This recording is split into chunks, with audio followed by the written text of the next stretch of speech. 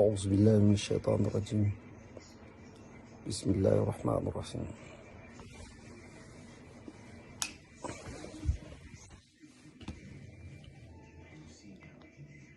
جماعة السلام عليكم ورحمة الله وبركاته. Wato a yi haƙuri, ko da yake ba ma abin da zan ce a yi haƙuri ba ne. Na tashi da abin da ni dai a rayuwata ban taɓa ganin abin da ya gigita ni akan wannan zamanin irinsa ba. Wallahi tallahi ni dai tun da na tashi a rayuwata maganganun dai da na ga yau ana sharing ta WhatsApp har ya zo mun naji ba abin da ta damu hankali fiye da wannan abin gaskiya. Kuma ni abin da nake so in ce anan, shi wannan wanda yake wannan maganganun Abdul Jabbar kenan.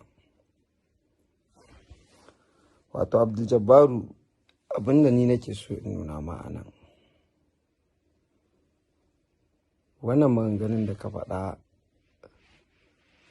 da kake nuna cewar a'a wasu ne sai ka faɗa wa annabi ko menene whatever, yayi munin ma. ni wallahi tallahi na rantse da Allah an yi yan shi'a da ake ta magana ake ta magana, ban taɓa samun wani audio da na ji yadda aka yi dabdala akan manzo sallallahu alaihi wasallam irin wannan matsiyacin audio, karatun da bai da amfani. To wa kake karantawa wannan karatun? Wa kake karantawa?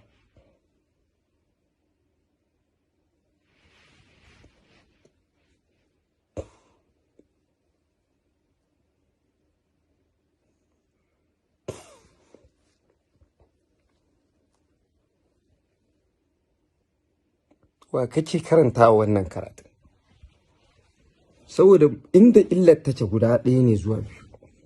In karatun kake karantawa wasu sun faɗa annabi, amma kalmomin sun yi tsauri ka dinka jifan manzo sallallahu alaihi wasallam. Ko mahaifinka ne yau aka ce ko yayanka aka ce a tsaya a kotu ka shaida me wane ya ce a kansa, in dai waɗannan kalmomin ya faɗa ya kamata ka saya su. Ya kamata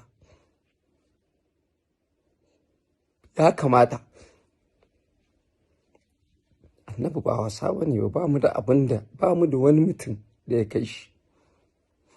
Ka juya kawai ka duba ka ɗauka a cikin rayuwar mahaifinka, ɗauko kawai iya waƙoƙi da ya yi na yaban annabi, kai ka san bai cancanci wannan karatun da kake ba.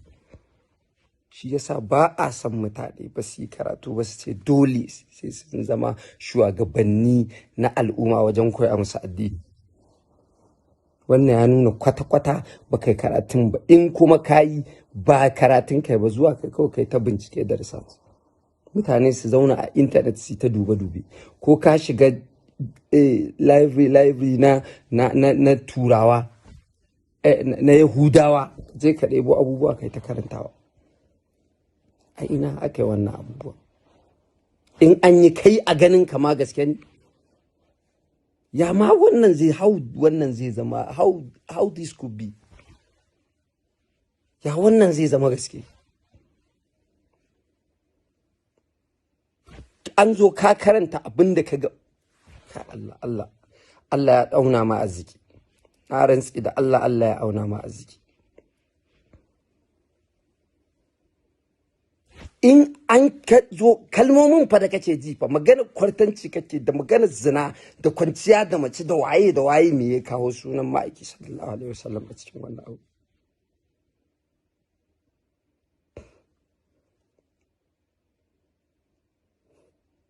Na rantse da sarkin da ya halicce ni, tun da aka haifa na shekara ta fi 30 ban taba jin wani abu da ya gigita ni wajen aka yi annabi batanci kamar wannan ba. Nan Rahama Sadauce ta yi abu a ƙasan rubutu wani ya je ya yi, to wannan ɓatancin da ya yi wancan billahi lazina ka ya ninka shi. An yi abin nan a Faransa, ni ban ma tsaya na ji me aka ce ba, amma na ga yadda mutane suke. Kuma ka gode wa Allah da mutanen duniya ba sa jin Hausa duka. Amma wallahi da duk inda ka shiga wallahi sai sun ma sai ka gane baka da wayo. Wa'annan maganganun gaira ba dalili, to in ka koya wa mutane me ka koya musu wannan? Mutane ba su iya sallah ba, ka koya musu sallah man. Mutane suna fama da yadda ake cin amana, da yadda ake zina da waye, duk kai kokarin koyon yadda za a hana wannan mana. Me ya kai ka can ka tsagaya karatun banza, karatun da ba ruwan karshe, karatun da kai ka san ƙarya ne. Ni in dai na zauna ana karatu, in na ɗau littafi ina karatu, da na karanta ɗaya ko akan wani wali ake magana kowa, da na karanta na ji wannan abu ne ma ba zai taɓa yiwuwa ba, kawai ajiye shi nake. To me ne kai kama ɓata lokacin kawai ka haddace wannan abin? Anya ku kana sallah? In kana sallah anya wace irin sallah kake wannan? Mun san abin da Allah ya ce, inna salata tanha anil fahsha'i wal munkar. To kai in kana ma sallah wannan ya kamata, nan maganganun da kai ai ba kai mun sallah ka ba ta da amfani. Mun san gwamnati ba ta yi komai, mun sani, mun san wannan ba za ta yi komai ba. Ba ma tunanin ta yi, ko da za ta yi wani abu ba mu sa ran mu za ta yi ba. Amma ba komai, lokaci ne.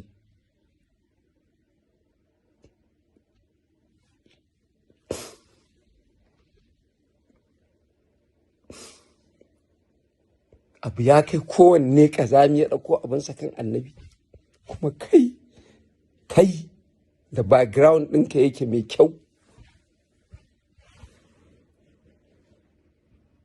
ake gani tun da muka taso mun tafi akan koyowar mahaifinka har zuwa lokaci mai tsayi.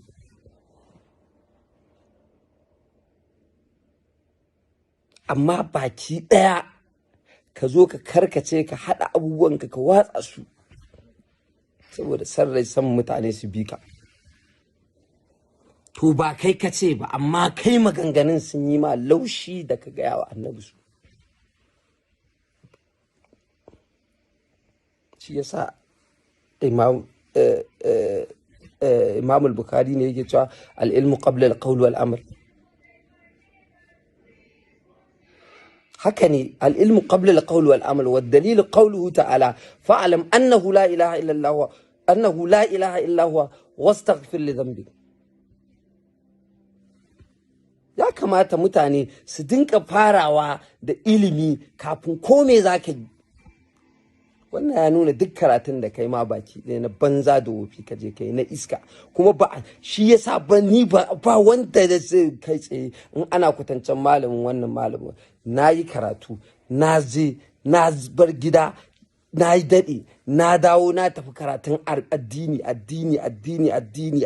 haka ne ta karatu. Amma na rantse da Allah, ko a tarihin da ake gani an ce Abu Jahil ya jefa annabi da magana, wancan kafirin ya jefa annabi da magana, na rantse da Allah ban taba jin wanda ya fito da maganganun haka a malaman irin da yadda ka fito da su ba. Ta yi tsauri da yawa. Me haka? Menene dole sai ka yi mabiya ta ƙarfi da yaji? Annabi? To na rantse da Allah, ka saurari abin da zai biyo ma baya in dai akan annabi. Kuma mu tsakaninmu da kai sai dai mu ce Allah ya isa. Kuma ka nuna mana kai waye, ka nuna mana tantagar yawan da bai san abin da yake yi bane. Saboda in ba baka san abin da kake yi ba, wa'annan maganganun kowaye ya faɗe su, ko su arnan na duniya, arnan kansu, duk fim din da zaka kalla ka je ka kalla, ba wanda zai fito ma da maganganun ko a bidiyo ko abu gatsau haka suna sayawa. Kuma waye faɗi wannan? Me gaskiyarsa? A gabanka akai, kana gun akai, ko a kotu akai, kana wajen a lokacin, sannan kai ka san ƙarya ne. Shi ya kamata ka karanta. Nawa ne suke nan suna cin amana? Nawa ne a inda suke, inda kake karatun, nawa ne ba su iya sallah ba? ba mu da aiki kawai shikenan sai dai mu ɗauko karatun da ba shi ne ya kamata a yi ba, ga abin da zamani yake ciki, ga wahalhalun da ake ciki, amma ka ɗauko annabi ka sa a gaba kai ta dabdala a kan saka. To ka jira ai abin da zai same ka, Allah yana nan ai, ka jira wallahi Allah ba zai bakka ba, wallahi ba zai bakka ba. Wannan ba abu bane mai kyau kwata-kwata, wallahi Allah ba zai bakka ba. Mu ba mu sa rai gwamnati za ta iya wani abu ba, in ta yi haka muke so a tsayar da ɓannar, amma ba mu sa rai ba. Amma wallahi tallahi a jira zuwan lokaci, shi za mu faɗa kawai. Abin ba za mu dinka cewa an bawa Allah ba ne kawai, a jira zuwan lokaci kawai. Wannan ma ya zama dabbanci, iskanci, kowa ya ɗauko ƙayarsa da shararsa da bolarsa da komai kan manzo sallallahu alaihi wasallam. Muna da wani abin da muke takama da shi da ya wuce martaba annabi. Duk tsarkake annabi da Allah ya cikin Qur'ani, mutumin da aka saukar wa sallah, kai a faɗi wannan maganganun akan sa, haka zo kana zama kana faɗa wa mutane baro-baro. Wannan wulakancin ya kai wulakanci. So aka za mu ba ku ta gaya wa mutane ƙarya, har ku tashi wasu yara haka ga yara ba hadisi ba aya ba komai, mutum ya ta karatu. Cikakken misali babu, in ya zauna ma yana misalin sai ga baki ɗaya ma raina kansa hankali. Babu wanda na rantse ma da Allah zai ɗau saba wa Allah ya tsira, wallahi bai isa ba. Yana musulmi ko yana kafiri ya ce zai taɓa annabi ya tsira, wallahi bai isa ba. Allah ne kaɗai ya san me a ranka, ba mu sani ba. Mun roƙi Allah ya shirye ku, ya shirye irinka, amma dai ina tabbatar maka wallahi ka jira zuwan abin da zai biyo baya. Wallahi Allah ba zai bari ba. Haba ai rashin kunyar ka tai yawa, tunda nake a duniya wayannan maganganun ban taba jin an fito da su ba. Akan annabi dai ban taba ji ba, ba ma wanda da taba jin ya tara mutane yana ba su labarin ku zo ku ji abin da an agaya annabi, kuma irin maganganun akai kaza kenan, sannan akai kaza, sannan ka ɗauko kalmomi, kalmar kwartanci, kalmar waye, kalmar zina, kalmar giya, kalmar ka ɗora sunan annabi a kai.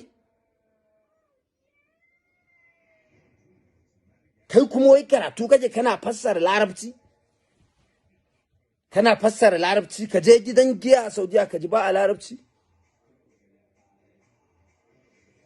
Shikenan kawai da mutum ya karanta larabci ya fassara, shikenan yayi karatu, yana da ilimi. To Allah yana nan.